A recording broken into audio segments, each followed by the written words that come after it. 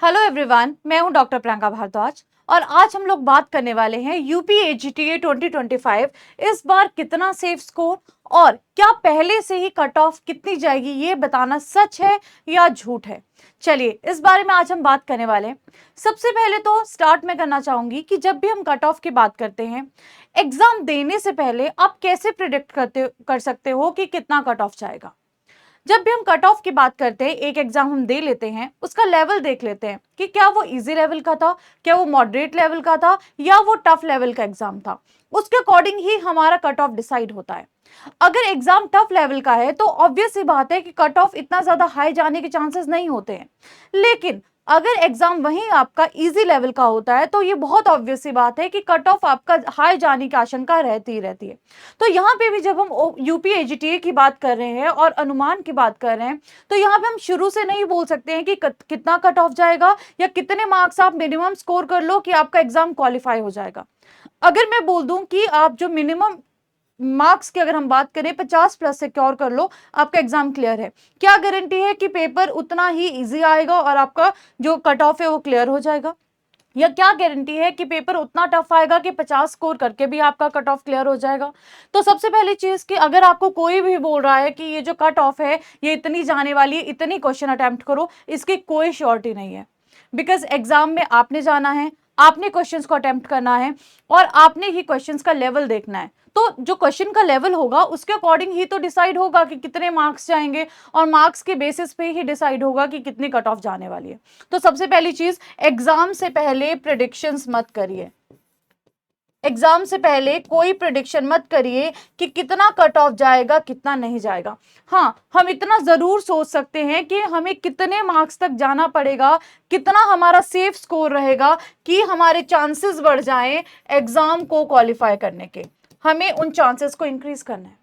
अब उन चांसेस को इंक्रीज करने के लिए क्या करना पड़ेगा, हमें दुगनी मेहनत करनी पड़ेगी। आप सबको पता है कि जो एग्जाम डेट है वो 13 जुलाई है, यानी कि बहुत कम समय बचा है आपके पास। इस समय में जितना रिवीजन आप कर सकते हो उतना रिवीजन दो। और ये जो कट ऑफ वाली बात है इसको सबसे पहले तो असाइड कर दो, साइड में कर दो, कितना कट ऑफ जाएगा कितना नहीं जाएगा। एग्जाम दे के आओ, उसके बाद में आप सोच सकते हो कि मैंने इतने क्वेश्चंस अटेम्प्ट किए, इतने सही हैं और इतना अनुमान जा सकता है। एग्जाम से पहले बिल्कुल मत सोचो कितना कट ऑफ जाएगा। हाँ, ये चीज हम दिमाग में जरूर रख सकते हैं कितना सेफ स्कोर जाएगा या कितना मुझे स्कोर करना पड़ेगा। तो सबसे पहले तो पैटर्न की बात करते हैं। जैसा कि आप सबको पता है पेपर 13 जुलाई को है, अब तक सब लोग पैटर्न से बहुत भली भांति वाकिफ हो चुके होंगे। पैटर्न में देखिए 100 क्वेश्चंस टोटल आने वाले हैं, जिसमें यूपी जीके के 20 क्वेश्चंस है, कंप्यूटर के 15 क्वेश्चंस है और एग्रीकल्चर के 65 क्वेश्चंस हैं। यानी कि टोटल आपके पास में 100 क्वेश्चंस आने वाले हैं विद 5 ऑप्शंस। इस बार जो ऑप्शंस का नंबर रहेगा वो 5 रहेगा और जो नेगेटिव मार्किंग है वो 1/4 नेगेटिव मार्किंग होगी। तो सबसे पहली चीज, हम सबको पैटर्न क्लियर है। अब बात करते हैं कि कितने बच्चों ने इसके लिए अप्लाई किया है, कितने पद हैं। तो सबसे पहले तो 3446 नंबर ऑफ वैकेंसीज हमें यहाँ पे देखने को मिल रही है, पोस्ट यहाँ पे देखने को मिल रही है। और इसमें से भी 37,845 जो बच्चे थे उन वे एक्चुअल नंबर है जिनका क्वालिफाई हुआ था पेट और जो इन पदों के लिए एलिजिबल है।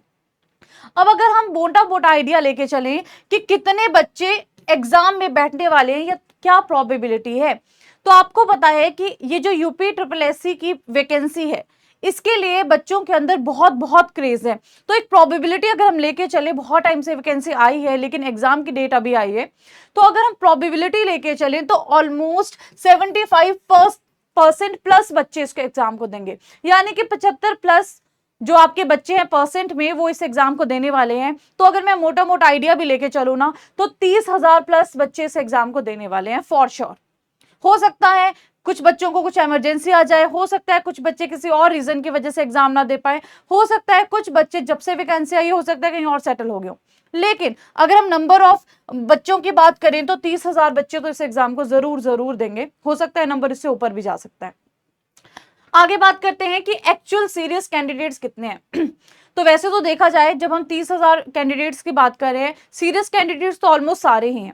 लेकिन फिर भी एक अनुमान लगाया जाए, जो कि सीरियस तरीके से पढ़ रहे हैं, सोशल मीडिया वगैरह को सबको इग्नोर करके सिर्फ और सिर्फ बुक्स पे ध्यान दे रहे हैं। एक्चुअल अगर हम सीरियस नंबर देखें, अगर मैं 60 से 70% भी लेके चलूँ ना, तो 20,000 प्लस कैंडिडेट्स तो ऐसे हैं जो सीरियसली इस एग्जाम के लिए तैयारी कर रहे हैं, या एक्चुअली इस एग्जाम के लिए सीरियस हैं, या एक्चुअल में ये जॉब के लिए तैयारी कर रहे हैं। तो आप अगर देखना चाहें तो जो कंपटीशन है वो इस एग्जाम के लिए बहुत हाई होने वाला है, कंपटीशन बहुत हाई होने वाला है। तो अगर मैं बोलूं इतने हाई कंपटीशन में कि कम स्कोर करिए या कम सेफ स्कोर रखिए, तो क्या आपका एग्जाम क्वालिफाई होगा? नहीं होगा। तो सबसे पहली चीज की कंपटीशन क्या है, बहुत हाई है। अब 2024 के अगर हम पैटर्न की बात करते हैं, तो 2024 में आपको पता है 100 क्वेश्चंस है, 5 ऑप्शंस है और साथ में नेगेटिव मार्किंग भी है। तो अगर आप पहले से ये सोच के चलोगे ना कि मुझे 60 क्वेश्चंस को अटेम्प्ट करना है तब जाके मेरा क्वालिफाई होगा, तो हो सकता है इस डर के मारे आप क्या करो, नेगेटिव मार्किंग कर दो। या हो सकता है अगर आप पहले ये सोच के चलोगे कि 80 प्लस कट ऑफ जाने वाली है, मुझे तो 80 अटेम्प्ट करने, हो सकता है इस डर के मारे आप अगेन नेगेटिव मार्किंग कर दो। तो आपको ये ध्यान भी रखना पड़ेगा यहाँ पे कि नेगेटिव मार्किंग भी है, सिर्फ ऐसा नहीं है कि मार्क्स को ही आपने स्कोर करना है, ये भी देखना कि एक्यूरेसी कितनी है और कितनी हमारे पास में नेगेटिव मार्किंग हो सकती है, उसके बाद क्या स्कोर है। इस साल का अगर हम देखते हैं तो आप देखो 65 क्वेश्चंस एग्रीकल्चर के हैं, 20 क्वेश्चंस आपके जीके के हैं, 15 क्वेश्चंस कंप्यूटर के हैं। अगर मैं बोलूं कि हमें 65 क्वेश्चन एग्रीकल्चर की हम बात कर रहे हैं, एग्रीकल्चर वाले बच्चे भली भांति एग्रीकल्चर से परिचित होते हैं, तो 65 क्वेश्चन में से भी अगर आपको एग्जाम को क्वालिफाई करना है तो आपको जो क्वेश्चंस अटेम्प्ट करने हैं वो सही तरीके से अटेम्प्ट करने हैं, और कोशिश करना कि 50 से 55 क्वेश्चंस बिल्कुल ठीक हो।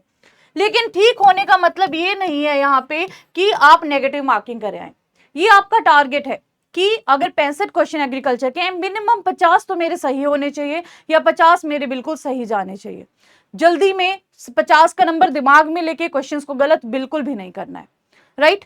तो अगर हम बात करते हैं कि क्या लेवल रहने वाला है, तो पहले तो एग्जाम से पहले नहीं बता सकते, फिर भी एक एक्सपेक्टेशन है कि मॉडरेट लेवल तो डेफिनेटली रहेगा क्वेश्चंस का, बहुत इजी लेवल पे सारे क्वेश्चंस नहीं जाने वाले हैं, राइट। अगर हम बात करते हैं जीके की और कंप्यूटर की, तो टोटल मिला के 35 क्वेश्चंस बन रहे हैं। अगेन अब यू नेवर नो कि एग्जाम का लेवल क्या रहेगा, कैसे क्वेश्चंस आने वाले हैं, लेकिन एक प्रिडिक्शन लेके चले कि मॉडरेट तो रहेगा ही, मॉडरेट टू टफ तो रहेगा ही। तो यहाँ पे 20 क्वेश्चंस अगर आपके सही हो जाते हैं तो ओवरऑल अगर मैं देखूं कि यहाँ पे 55 क्वेश्चंस एग्रीकल्चर के और 20 क्वेश्चंस हमारे पास में out of GK and computer, तो मिनिमम मैं देखूं तो 75 जो नंबर हैं आपके वो तो बन ही रहे हैं। यानी कि जो आपका सेफ स्कोर है, सेफ स्कोर के लिए आपको मिनिमम के ऊपर नहीं डिपेंडेंट रहना है, सेफ स्कोर के लिए आपको हाई के ऊपर डिपेंडेंट रहना है। और हाई में भी आपने क्या करना है, गलती से भी जल्दी में नेगेटिव को अटेम्प्ट नहीं करना है कि मुझे ये नहीं आता फिर भी मुझे इतना स्कोर लेना है, इतना स्कोर लेना है, ये सोच के नहीं चलना है। आपने सिर्फ और सिर्फ एक्यूरेसी पे ध्यान देना है। तो अभी तो फिलहाल अगर हम बात करें तो सेफ स्कोर क्या है, 70 प्लस, आपको 70 प्लस से ऊपर स्कोर करना है। लेकिन फिर भी अगर मैं आपको बोलूं तो आपको क्या टारगेट लेके चलना है, यहाँ पे टारगेट आपको लेके चलना है 100 का टारगेट करोगे तब जाके कहीं 70-80 आएंगे। और आपको मैं बता दूं इतने नंबर ऑफ कैंडिडेट्स हैं और इतने सीरियस हैं, तो डेफिनेटली जो कट ऑफ है वो कम नहीं जाने वाला है। तो एग्जाम से पहले जैसा कि मैंने बोला प्रिडिक्ट नहीं कर सकते, लेकिन एक चीज हम दिमाग में लेके चल सकते हैं कि कंपटीशन इतना हाई है और अभी भी हमारे पास में टाइम है, तो जितने भी आप मैक्सिमम रिविजन्स कर सकते हैं उतने रिवीजन करिए, मैक्सिमम रिविजन्स। इस टाइम पे जो आपने नोट्स बनाए हैं, जो भी कंटेंट आपके पास में अवेलेबल है, उसी को रिपीटेड रिविजन्स करिए, बार बार रिविजन्स करिए, ताकि एग्जाम में जो आपके क्वेश्चन है अगर उस सेक्शन से आए तो कोई क्वेश्चन आपका गलत ना हो। बहुत ही नए टॉपिक के ऊपर इस टाइम पे बिल्कुल मत जाइए।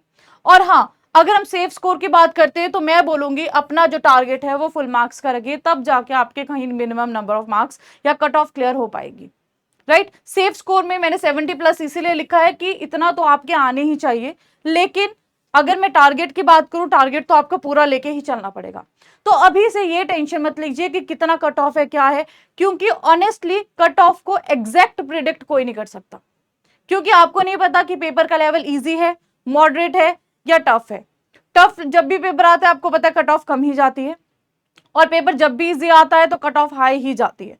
तो इस बात को अभी से अपने दिमाग में मत डालिए कितना कट ऑफ जगह क्या होगा। पहले काम हो जाइए, शांत हो जाइए, जाके पेपर दीजिए, उसके बाद में ये बात सोचिए कि कितने मेरे क्वेश्चन सही थे और कितने बच्चों के बाकियों के सही जा सकते हैं। ये काम बिल्कुल बाद का काम है, ये अभी का काम नहीं है। अभी आपका टारगेट जो मैंने बता दिया कि आपको, मैं बोलती हूँ 70 क्या, आपको 80 प्लस क्वेश्चंस को सही करना है, एक्यूरेसी के साथ करना है। लेकिन अपने दिमाग में, जैसे मैं बार बार बोल रही हूँ, ये बात नहीं बिठा लेनी है कि आउट ऑफ 100 क्वेश्चन, चाहे मुझे आते भी नहीं है 70 क्वेश्चन, चाहे मुझे उसमें से 40 ही क्वेश्चन आते हैं, फिर भी मैं 80 क्वेश्चन अटेम्प्ट करके आ रही हूँ, तो जो 40 के नंबर हैं वो भी नहीं मिलेंगे, इन शॉर्ट अगर मैं बोलूँ। ठीक है, तो इस बात को थोड़ा सा ध्यान रखना है। बाकी ऑल द वेरी बेस्ट, बहुत अच्छे से अपने एग्जाम्स के लिए प्रिपेयर करिए और अपना जो टारगेट है उसको हाई ही रखिए, क्योंकि कंपटीशन इसमें बहुत होने वाला है। मिलते हैं नेक्स्ट वीडियो में। Thank you so much.